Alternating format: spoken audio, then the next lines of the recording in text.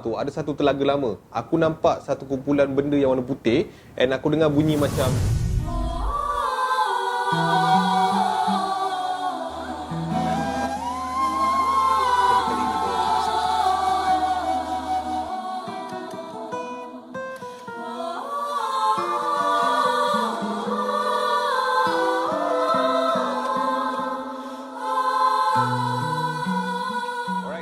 So hari Isnin sudah kembali. Biasanya kalau hari Isnin dekat channel aku ni akan post benda-benda yang seram sikit, fakta-fakta yang mengembangkan bulu roma anda di malam hari ini. Tapi sebelum tu aku minta korang tekan subscribe button, hit bell notification. Kita buat persiapan awal-awal, kita subscribe awal-awal, nanti hujung video tak ada banyak kerja nak tekan lagi kan. Tak nak panjang-panjang cerita, kita teruskan cerita kita pada malam ini yang bertajuk Bunyan.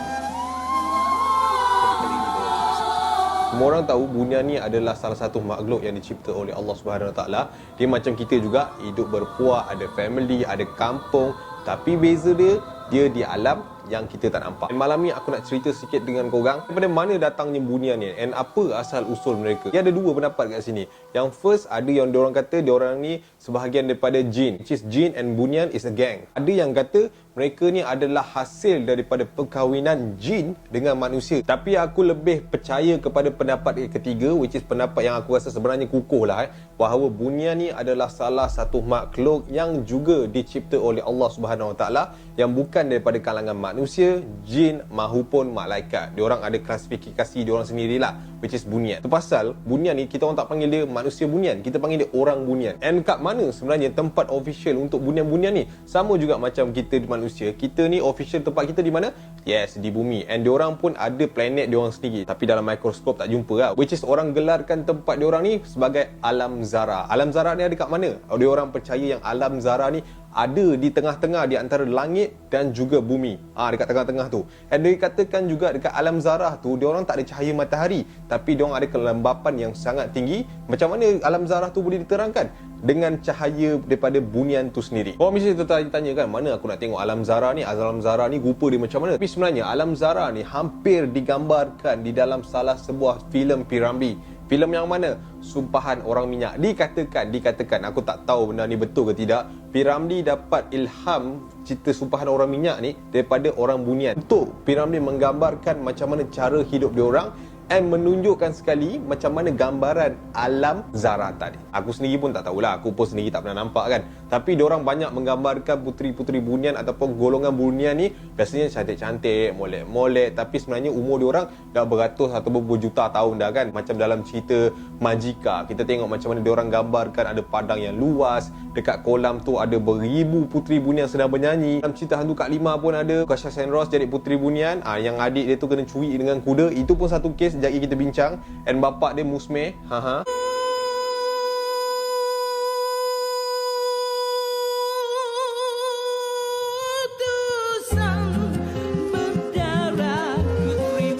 Tapi pada kepercayaan kita pula, Bunyan ni biasanya hidup kat mana? Di hutan, di gua, and tempat-tempat yang dah lama tinggal. Biasa ada busut, mungkin ada gunung. Selalunya cerita pasal Bunyan ni akan muncul time bila? Time ada pendaki yang hilang ketika diorang mendaki. Asal hilang je mesti katanya ditarik Bunyan, terikut orang ke masuk ke alam Bunyan. Kita tak boleh cakap macam tu sebab kita tak ada kat situ. Wallahualam, dekat dalam hutan tu macam-macam benda yang boleh jadi. Kalau tak, macam mana budak Broga tu boleh cerita macam tu dekat H-Line? Macam mana pula dengan Acap yang sampai hari ni tak jumpa-jumpa? And macam mana pula dengan cerita Hasan Hayat yang dah berpuluh tahun hilang and sampai hari ni masih lagi tak ada jejak dan kesan? Macam mana pula dengan cerita dua sepupu yang balik sekolah yang hilang 9 jam akibat ikut seorang kakak pergi mandi kolam? Tapi selepas ditemui, ternyata tempat yang dia pergi tu hanya bedang sawah yang 200 meter jauh daripada rumahnya. Tapi biasanya budak-budak ni tak menipu kan? Tapi wallahualam, kita tak tahu benda ni betul ke, benda ni tidak ke. Tapi apa yang perlu kita percaya adalah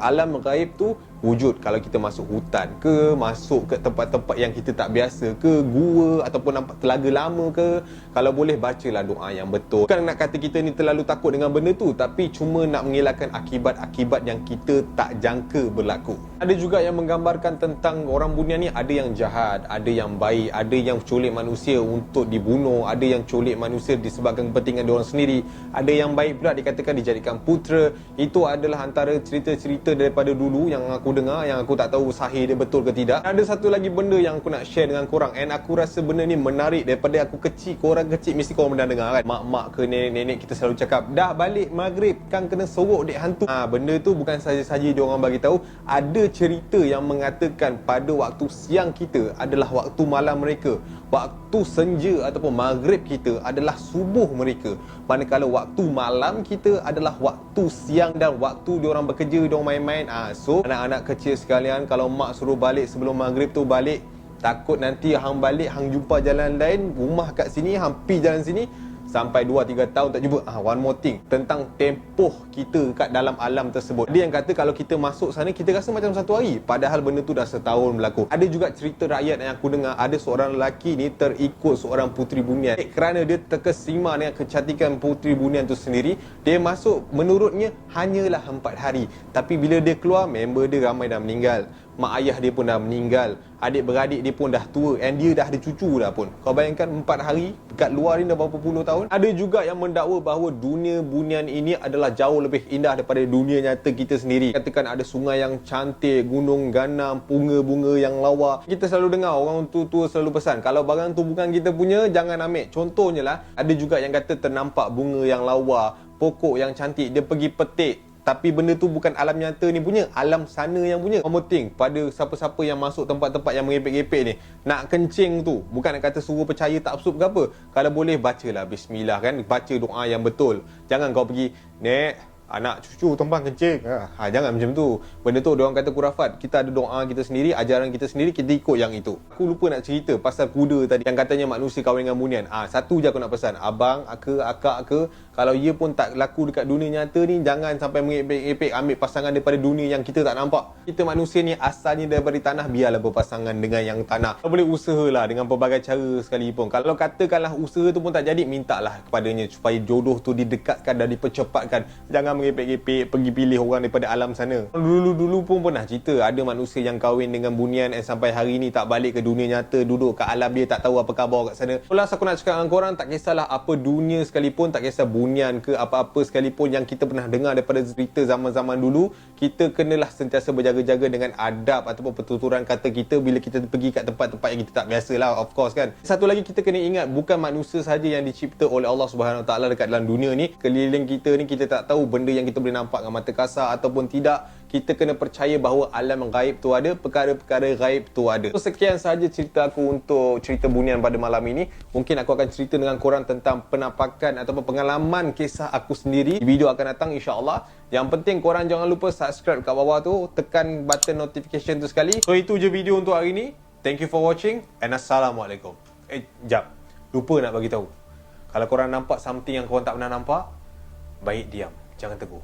Bukan apa, takut dia orang bukan daripada kalangan kita.